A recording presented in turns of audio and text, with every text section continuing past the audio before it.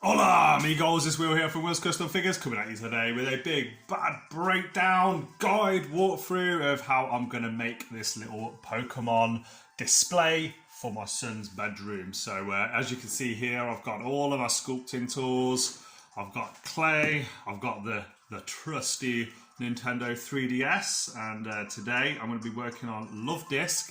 And Wiglett, Wiglett, he or she is a relatively new Pokemon, so haven't got him on the DS. I've also got a bunch of stones. Now, I was on holiday and I saw this really cool porous rock. You can actually see through it. I don't know if you can see there. I'm not even sure if porous is the right word. But what I did is I wrapped a load of steel wire around it, armature wire for sculpting.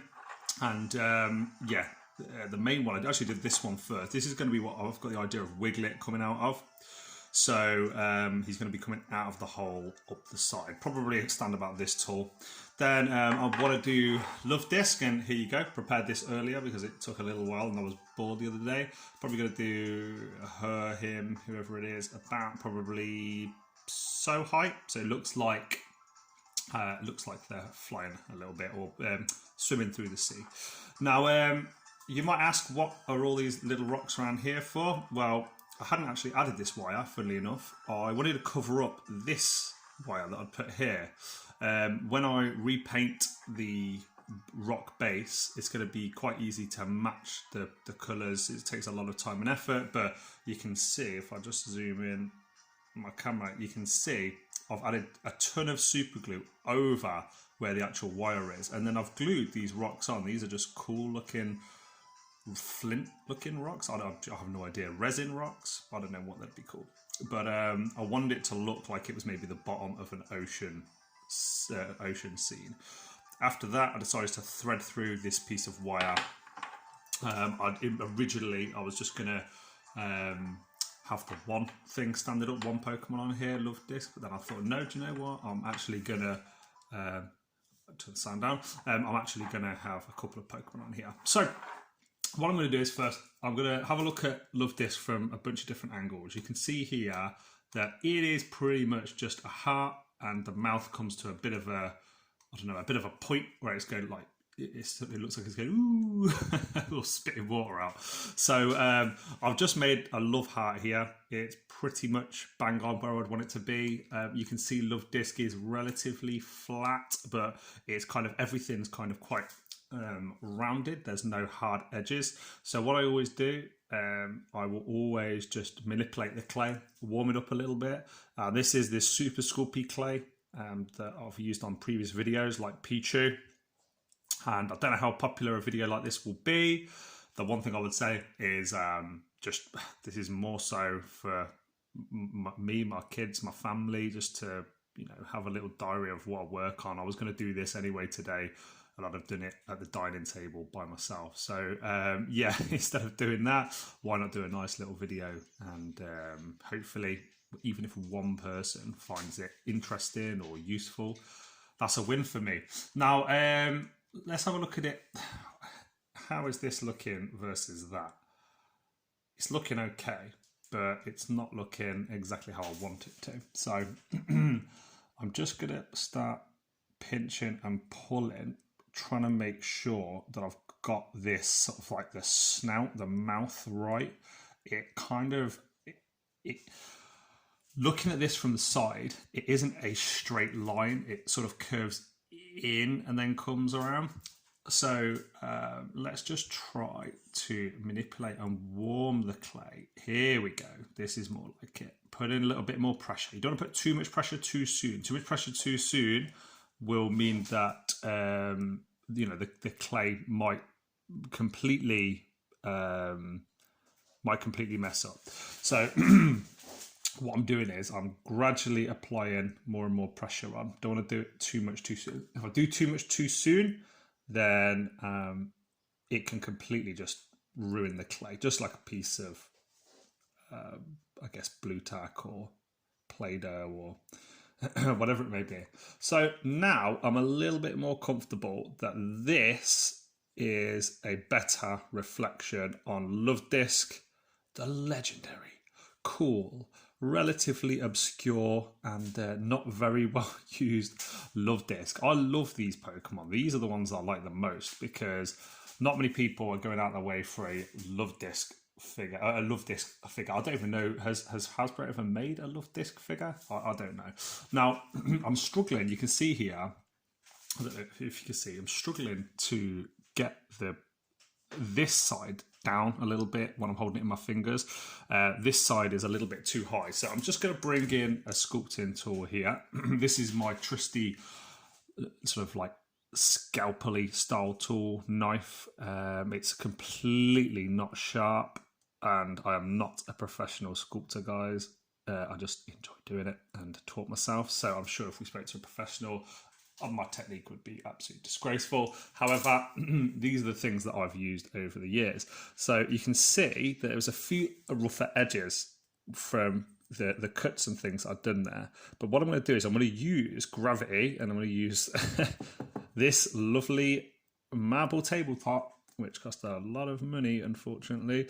I'm going to use that to try and make sure that this is nice and even. I don't want there to be a line from where you can see I've been pushing on the countertop. Luckily, this is perfect smooth. It's granite, and yeah, when I got my kitchen done up, me and my partner were just thinking about things that would look nice, and we just thought it would look nice. I had no idea it would be so useful. If you haven't got anything hard like a granite worktop that you could do, you can. This is the silly techniques that I've used over the year. You can always just use a glass baking tray. Now, one of the reasons I used a glass baking tray originally, so if you've seen my Charizard video, if you've seen VENASAUR, I don't think I've done a VENASAUR video yet, but I'll show you guys VENASAUR very soon if I haven't. One of the reasons I use that is because when I first started sculpting, I used a steel baking tray. And what does steel do when it's in the oven? Steel will warp and will bend, and glass, hopefully, will not, especially if it's used for baking and cooking and ovens and stuff. So I made sure I got myself a nice glass dish. I also make lasagnas in that dish, and I used to just do my sculpting on there. Now, what I'm doing on this is I'm just softening out the edges and making sure this side is perfect. This was the side I could see that wasn't perfect. So just to carry on with the story, glass, I used to use that until I got this lovely worktop. I've also got my hob on the side here that is also made of glass, so I'm very fortunate to have some nice utilities and things within my property. And yeah, certainly whenever I do sculptures and I want them to freestand, you have to use something that is flat like this, like glass, like maybe a ceramic bowl, something flat to work on. When I've used things in the past that could potentially move, when you then cook, unless it's air dry clay, when you cook, or even if it is air dry clay, of course things move, things bend, and if it's not on a flat and even surface, you have the risk then of them falling over.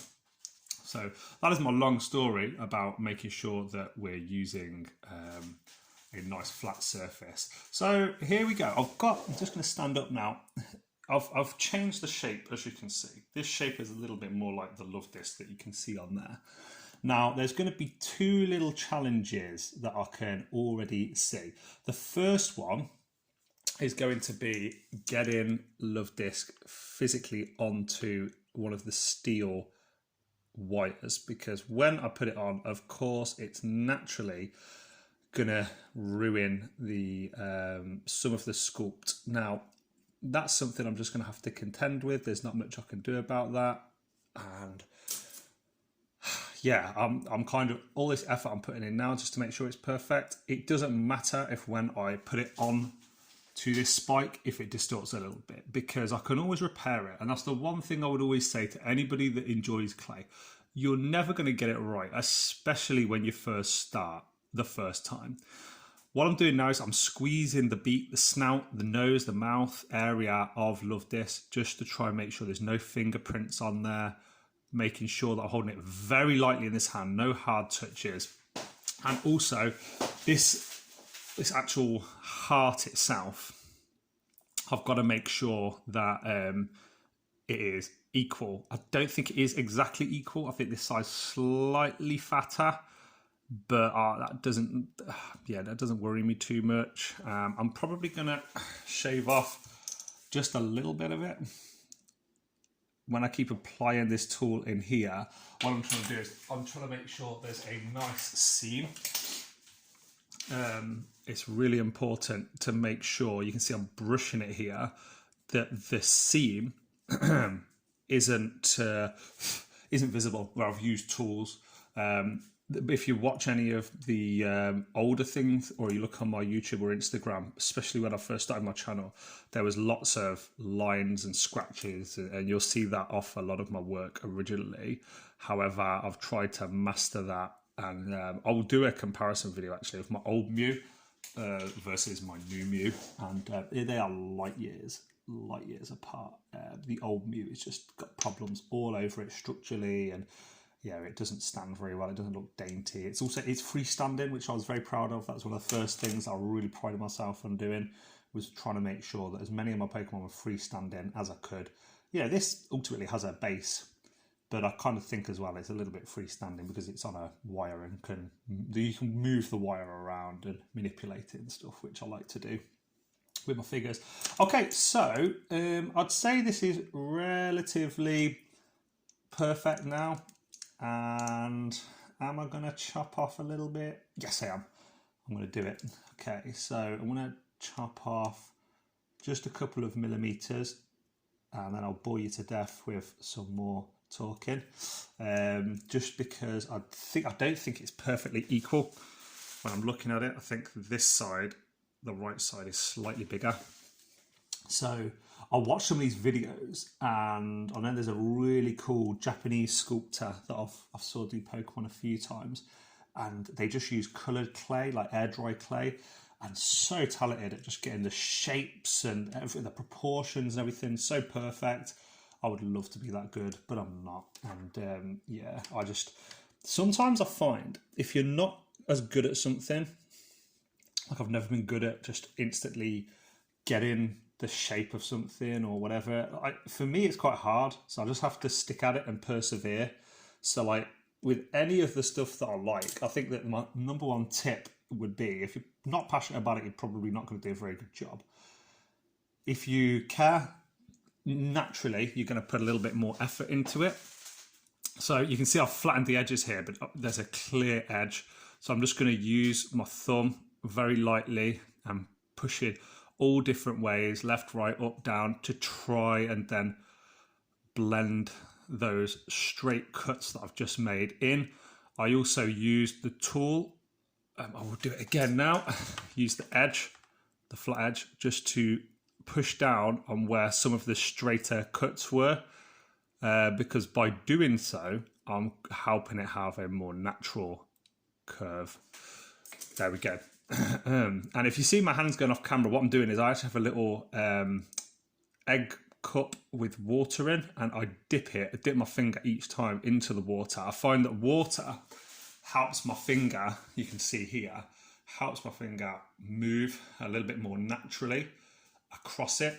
And as it dries, the clay, remember, isn't drying, but as my finger dries out and the Pokemon dries out, I tend to find that it means that my fingerprints leave more marks on it. So I keep going back there over and over again and just dipping my finger, like just like so, into the water and just trying to smooth these edges. But this is very therapeutic for me. This is not hard work. This is enjoyable. I absolutely love this. And guys, there we go. Look at that. Bam. That is a more equal Luvdisc body. And now I'm going to pop it on here. So I would highly recommend, if you're trying to get a base like this, just find some rocks that you like, or a base, something that's not going to rot over time. I've used wood before, and of course then over time it starts to get a bit smelly, and yeah, I love wood. Wood's amazing, but I certainly don't want it to go smelly in my display. And of course it depreciates over time, and starts to make mess and things like that. So I'm just gonna move all the excess clay over here, and I'm going to look for some kind of tool to make the mouth with. These tools are old now. I really should be looking to get something new. I need a spike. That's what I need. Here we go. I've got a spike. Now I can pretend I'm a little chef here and just try to pretend I'm at culinary school with some knives. And I used to be a cook actually back in the day at a little restaurant here in the UK, and I was a terrible cook. I wasn't very good, but there we go. I used to have a go, and I'll pretend I was Gordon Ramsay or someone. So now I have a better shaped Luvdisc base. From all angles, it's nice and soft and symmetrical. I also have a sharp tool to make this little hole in its mouth. I'm just going to go for it. I don't know if it's going to be good or not, but here we go. Now we risk, by putting this in, coming out one of the sides. So I'll feel the side, I'll look at it from different angles, I'll feel it while I'm doing it, and I can feel that I'm going straight through the center here, which is great. So what I'll do is now I will pinch it a little bit. Yeah, again, I will get my fingers a little bit damp and wet and just smooth where I'm pinching the mouth, and twist this around a little bit inside, pull it out. There you go, guys, we have a mouth. I don't know if you can see. I'm just going to zoom in on that. Whee, beautiful. It's not perfectly central, so I'm going to pop this back in. Again, get my finger a little bit damp, pop this in, push a little bit harder this side to try and move that hole across, and put a little bit more pressure from coming in from the left there.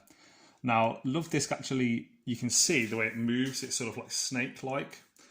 I don't know if I want it to have that movement, or I don't know if I just want it to be sort of flat, as if it's just stationary in the water. But here we go. I'm going to pop it on, and then we'll see how it looks. Just going to try and get the last little bit of evenness. Just rock it backwards and forwards. You can see even then, that just took a little bit of the little imperfection off. Now I'm trying to sort of squeeze as I go. I don't want the wire, of course, to come out the side. Now, there we go. I'm really happy with that, how that is looking. Yeah, very happy with that indeed. You can see the wires actually starting to push out the side, which is a very real thing that's going to happen. But yeah, the whole intention is that you can move this guy around and put it wherever you want. Okay, I'm super happy with that. Didn't think that was going to be as easy as it was, and yeah, I'm happy that it's kept most of its shape as well. So I will, for the last time, at least, just start to get those final couple of edges and final perfections on there. There you go. Very pleased with how that's looking now. Now, of course, whenever I'm chopping some of the clay off, I am not a rich man. I want to make sure that I always appreciate what I've got, and I will get every single tiny piece of clay. Here you go. Here's a tiny bit I just found on the side, and I will use it. I will not waste any. And yeah, that just comes from, for me, like, I remember when I was at school hearing, I think it might be Jane Eyre, a novel by Jane Eyre that we read in English, and it was, waste not, want not, why should I want if I did not waste, or something like that. That quote was completely butchered, but that is how I sort of apply to a lot of areas of my life. I try not to waste stuff, whether or not that's food, whether or not that's clay, whether or not that's, you know, having fun, entertainment, whatever it might be. I just make sure that I'm trying to be kind with what I'm doing. Now, what am I doing here Okay, so I'm trying to roll this into a little ball. The reason I'm doing that is because if I can get a perfectly circular little ball, it's definitely not perfect, but that's there or thereabouts. I'm going to do the eyes. I'm going to cut it exactly in half, and by doing so, I'm trying to make sure that both of these are symmetrical and the correct size. You can see this left one, I just feel it in my hands, and you can see here as well, the left one's slightly bigger. So I'll take a little bit off this one. You can only do so much with the human eye, and this, for me, I don't know if people could weigh this, maybe, some kind of scale, but I don't have any tools like that. I'm just doing this by eye. So I want to try and make sure both of these are thereabouts the same. Yes, I would say they are thereabouts the same. Just take a slight bit off of that. Yeah, okay. So now the eyes aren't exactly centre. They're up a little bit, a couple of millimetres. I think the bottom of the eye, you can probably see there, is in line with the bottom of the mouth. So that is what I'm going to aim for.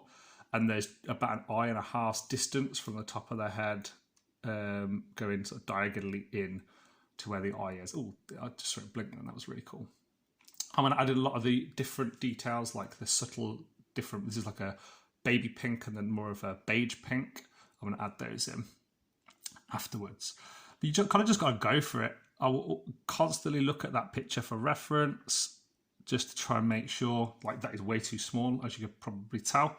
So then what I'll do is I will reference back to the picture, put a little bit of pressure on, make sure as I'm pushing, that I'm pushing from different sides to try and keep it circular. And there you go. I'm happy with that. That's bang on. That's exactly how I wanted it to look. Could be forward a little bit. So as I just put a bit more pressure on there, I'll put pressure from this side rather than this side. Okay, now here's the hard bit. Of course, with this Pokemon, you're not going to see it from both angles at the same time, but I really do want to try and make sure that the eye is as close to symmetrical as can be. Okay, so I can see here that is roughly the same position, slightly higher, I think. I can't put pressure on from the other side too harsh around the area, of course, because I've just tried to get that eye on there and perfect already. So if I do that, I'm going to ruin the other eye. And I'm putting pressure here to try and get this on to this part's here and this part's here. Okay.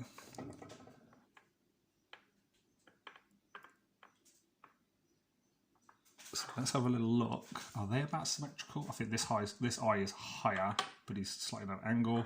Yeah, it needs to come down a little bit. So I'll put that pressure down from all angles. Here we go. And just to tell you guys a little bit about my story, whether or not you care or not, I don't know, but this is nice, especially one day if I'm not here. My kids might listen to this or watch it or remember. I don't know that I would love to be able to listen to like interviews or conversations with my dad, who lived a crazy life. My dad travelled all over the world. Afghanistan, India, Iraq.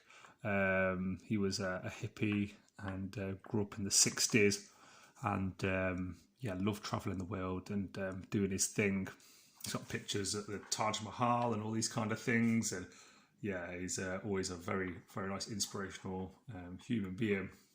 But one of the things I noticed with my dad is that he had a lot of potential with a lot of different things, but never really applied himself. And I remember him saying to me, "Will, people will understand your value if you just get your foot in the door somewhere and you just work hard."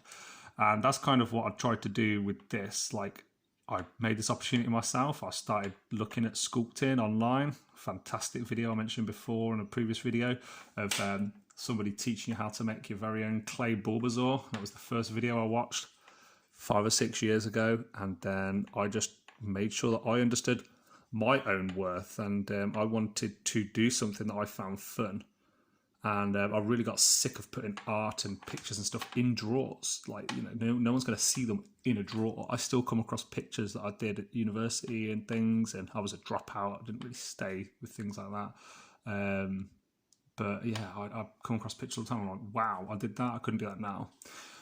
And yeah, so my dad kind of inspired me a little bit by just giving me some words of advice as to, you know, his outlook on life and if he could do things again. So I'm really happy that I've managed to stick something through. And this originally was just a little bit of a hobby, and now I'm lucky enough to be able to sell to some customers and have it as a bit more of a business. Now, Luvdisc, guys, is done. I'm going to paint that afterwards. It's going to go in the oven, but I want to move on to Wiglett now. It isn't on the DS. So I'm just going to flip to a random Pokemon for you guys to look at that maybe will be coming up soon. So who could we move to? Who's next? Oh, Corsola. Oh, I like some of these. These are pretty badass. There we go. I've done Cloyster. Maybe I'm going to do a Shouder soon because I would love to show off my Cloyster figure as well. Shouder is badass. So Shouder, you can watch. Give us your opinion if you like this video. Let's get the pliers back out and have a sip of my coffee. Here we go. Lovely. Okay, there you go, Shouder. Got a good point of view there.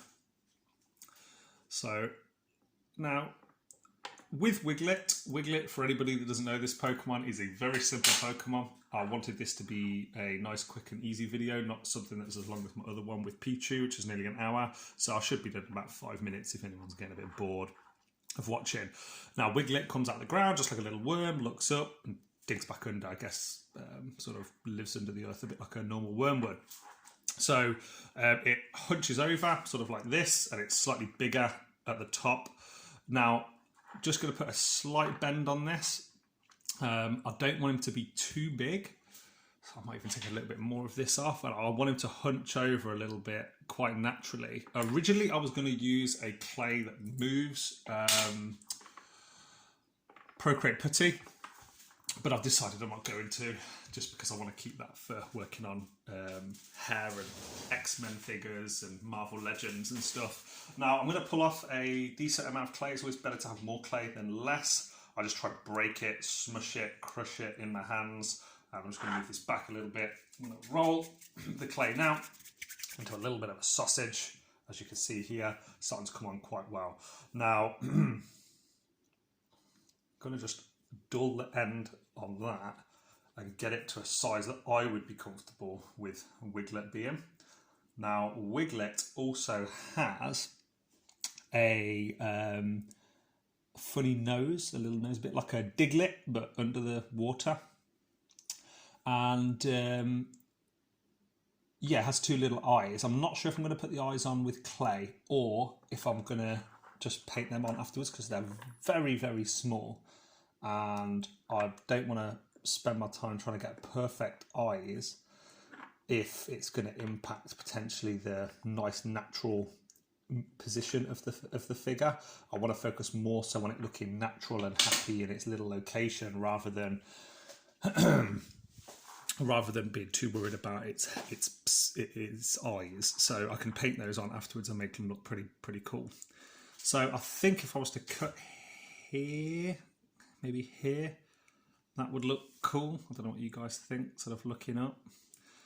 Also, I've got to think about where Luvdisc is going to be, and I might even put stones around the base when it's finished, just to try and give it that extra little bit of detail and look pretty cool around where it's coming out of the hole. You can see it holds quite well here as well. Let's now thread Wiglett on. I've got to be conscious though, I don't want the steel to come through when I'm pushing Wiglett on. So that's why I was using my pliers, just to make sure there's a bit more of a right angle. I might have cut off a bit too much clay, but that's okay. I can make it a little bit thinner towards the base and make his head a little bit thinner. Okay, so still happy with that. There we go. Okay, so yeah, it doesn't often work first time, that's the one thing that I've found out, is that if you want something that you can just be good at quickly, working with clay figures and stuff is probably not what you want to be doing, because it very rarely works out well on first attempt. Okay, and I'm really happy now with how that looks. I'm going to move, I think Luvdisc, I'm going to leave Luvdisc like that. Now I've attached Wiglett on. As you can see, there's fingerprint marks, so I'm just going to try and smooth them a little bit. I don't want to push too hard, of course, because there is a wire in the middle, and the harder I push, the more risk I've got of exposing the wire and messing up the foundation. What I've found about Super Sculpey clay is that it has this nice sort of plastic, I guess not even plastic, it's like a sort of a sheen to it once it's been cooked. And I know that a lot of professionals use Super Sculpey as well, but there's lots of different clay out there, and you just kind of play around and see what works for you, really. I think for all the sculptures and the working on people like wrestlers and superheroes' heads and things that I've done over the years, this has been definitely my best friend, and I would always get the beige Super Sculpey. I find that if I get the grey, I can't get like the finer details that I really like to get in my work. If I get the living doll, it's kind of a bit. There's a clay called the living doll. Just should expand on that. But with that clay, it is quite breakable, and it takes a lot of time to work it into a nice smooth feel. But here we go. I'm quite happy with how this is looking now. Just trying to smooth those little edges as I go. And also, this is where my trusty tool, you might have seen on some of my recent videos, I've got it up, this one here comes into play, because this has a flat edge and quite a sharp edge as well. So it's moving quite a lot because it hasn't got a solid foundation. And now I'm going to make a foundation on it. I'm just going to make some fake rocks. So that will help me hold it in position, and in addition, will give it a bit more stability. So here we go. I'm just going to try and make sure all the angles and everything are nice and smooth, and the overall proportions of the body are as I like them. I'm also tempted to just glue down the base, but I may not do that until the base of Wormpool, where it joins the rocks and the steel. But I might not actually do that until I'm just finishing off the last few bits. You can see that it's proportionally not very good. I've probably given too much pressure on the sides. Let's just give it one last try, because I can always start again if I need to. And it's something I didn't want to have to do, but I'm more than prepared to do if I have to. Yep. Going to start again. This happens a lot. So yeah, if you're ever in that position where you feel like, oh man, I've had to start again, don't worry. I'm going to pause the video here, and I'm going to have another go at exactly what I was doing there and try and get it perfect. So I don't want to bore you guys to death. And here we go, guys. So here's Wormpool looking a little bit more wormy and less squirmy. So what I did this time, just to save you guys watching another couple of through 5 minutes or so, I'll pause the video. The reason I started again was just because it wasn't attached very well at the base, so when I was moving it, it was rotating around the steel, because the steel, of course, is very smooth. So what I've done is this time I've made sure it's solidly attached. You can probably see here I've spread the base quite wide of Wormpool. When I've attached it, I've added an extra bit of clay, and then this is just why I like doing these things on the fly, these little projects, is because now I'm going to do the little rocks all around him. I'll put in some details into that in a minute, flat edges and whatnot, but that's going to help me cover up the steel, which I mentioned at the start of this video, I believe. I put the steel in place because I needed a base to attach it, like a nice solid foundation. So it's helped me cover up the steel part, and I've also been able to add some little rocks around the base. I'm going to do a bigger one this side just for variety, and that will allow me then to cover up some of the attachment work that I've done in attaching Wurmple on to the actual rocks. I'm going to do a few small little teeny rocks just because rocks aren't so uniform as what they are here. So, oh god, that's a very small one. I dropped it. There we go. I'll put that there, and I'll do a little one here this side.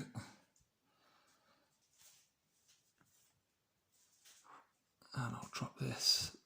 If my fingers aren't too clumsy, I'll drop that in there and push down with a little bit of weight. Okay, and then just to make them seem a little bit more rocky, so what you can do is you can just go and get some rocks and then use them. I like to do that just a bit like a stencil and just push in. I'm not going to do that right now. I might do that in a second, actually. I've got some rocks on a cactus over here. So let's just get a rock. Here we go. Here's a good one. Don't know if you can see that. Literally just within arm's reach. Then I'll use that to help give some detail around the base. Now I want to make sure that this is very sturdy. I don't want it to come loose once it's cooked, and I want to make sure that Wurmple has a good foundation. As you can see earlier, a bad foundation means that things move around, and I do not want that to happen. So I'm going to cut in with some of the sharp angles I want here with my tool. You can see otherwise they just look like Play-Doh. So for example, between this little rock here we go, cut in. Doesn't need to be perfect, of course, because it is a rock. Here as well. And of course, rocks have lots of little imperfections on, so it doesn't really matter how you do it.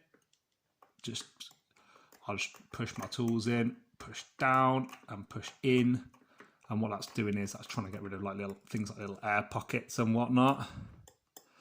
There we go, looking a little bit more rocky now. Hey Adrian, not that kind of rocky. Okay, here we go. One of my favourite Pokemon that I'm going to be working on is going to be coming up, hopefully, in the next couple of months.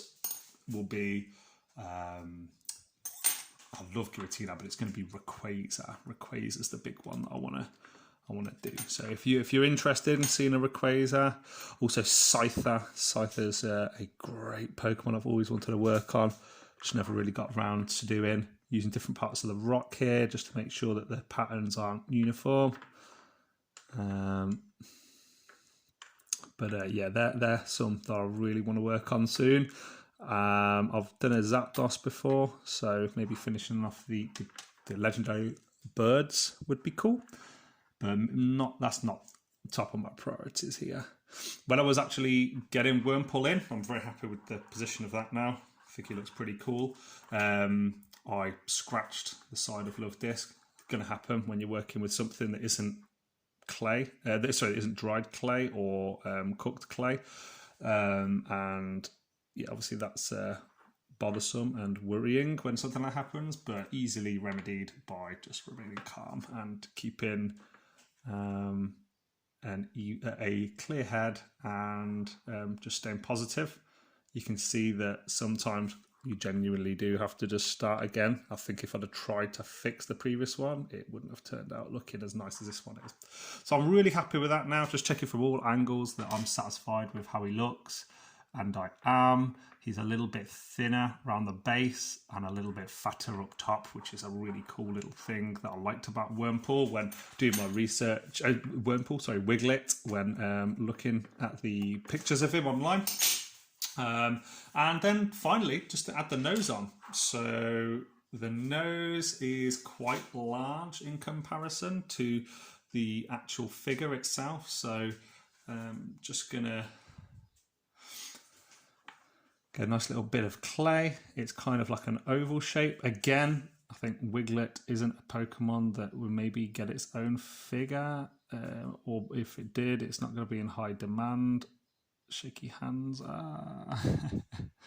Always going to have shaky hands when working on something that I'm passionate about and enjoy. As well, doing it on this kind of video is a little bit more stressful because, of course, I want to show you guys that I got some skills. And not amazing skills, but there's a couple of skills there that I'm using. Let's just push this one down. I don't like how that stone was sitting. There we go. Guys, that is it. I'm very, very happy with that. Just going to make sure that's definitely central. Yes, it is. And we have a finished Wiglett. Let's just zoom in. Where's the light? Let me turn this up. There we go. So hopefully a little bit better. There we go. Okay, we have a finished Wiglett sculpture, not painted, and we have a pretty cool little love disc. This is 40 minutes, this video, 40 minutes of love. And I've really enjoyed working on it. I'm glad that I didn't use the other clay for this one because I sort of like will do some, then I'll come back to it, and then I'll start again. And this other clay, the stuff that it moves a little bit more. If I'd have used that, it'd have been great because I'd have been able to move this around after it was cooked and move it in different positions. But in addition to that, it would also meant that I've had to scrap a lot of that clay when I had to start again. And yeah, I hope you've enjoyed this video. I hope it's been educational. I hope it's been helpful. There you go. Wiglett is now watching Shouder. Maybe they're going to be arch enemies soon. There's also a part of me that wants to do a Octillery or somebody on here. I can just imagine like the tentacles coming down the side. And I don't know, maybe if I just imagine that I had an Octillery here, maybe its head would be here. And you know, you'd sort of see its suckers and its tentacles sort of coming down the side. I don't know what you guys think. Do you think that'd be cool? If you do, let me know in the comment section below. I'm sort of already getting excited by even thinking about it. But I can do this, and I can also pop it back in the oven after. If you guys want me to work on Octillery, then I can do. So, guys, from myself, from the lovely Wiglett, and from the one and only Luvdisc, sending some love vibes your way, and I look forward to seeing you guys on the next one. Adios.